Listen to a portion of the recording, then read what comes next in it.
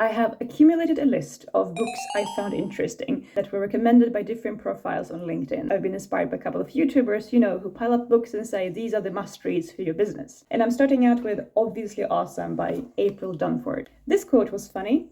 "We don't know who discovered water, but we are certain it wasn't a fish." Understand what a customer might replace you with. Focus on your best customers and what they would identify as alternative solutions. In order to consider possible new ways to think about a product, we have to consciously set aside our old ways of thinking about it.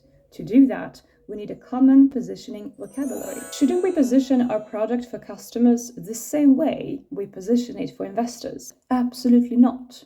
One of the reasons: investors are investing in what your company will be in the future. Customers are buying a solution to a problem they have right now. Context can completely transform the way we think about a product. If we fail at positioning, we fail at marketing and sales. If we fail at marketing and sales, the entire business fails. I also love this quote. "The Stone Age didn't end because they ran out of stone." Target as narrowly as you can to meet your near-term sale objectives. You can broaden the targets later. Find a market frame of reference that puts your strengths at the center. This statement is rather obvious to me because when I think of the company, I'm always using a holistic view. If a change is happening at one end, then everybody else concerned, which is the entire company, always is informed, but informed in a way that is appropriate to the different tasks that they're performing. Once you have worked through your positioning, you need to share it across the organization. Naturally, your positioning will change over time. April Dunford's recommendation is to have a look at how the technology and the landscape has changed and adapt your strategies and positioning accordingly every 6 months. New technology can suddenly change what is possible in the market, which can be a benefit for you.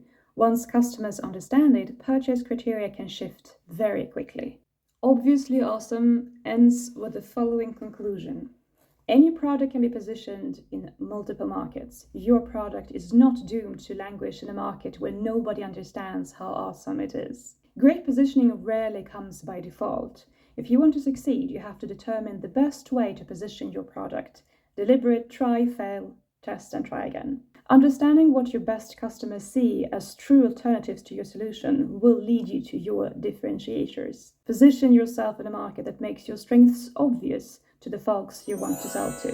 Use trends to make your product more interesting to customers right now, but be cautious. Don't lay on a trend just for the sake of being trendy. It's better to be successful and boring rather than fashionable and bewildering.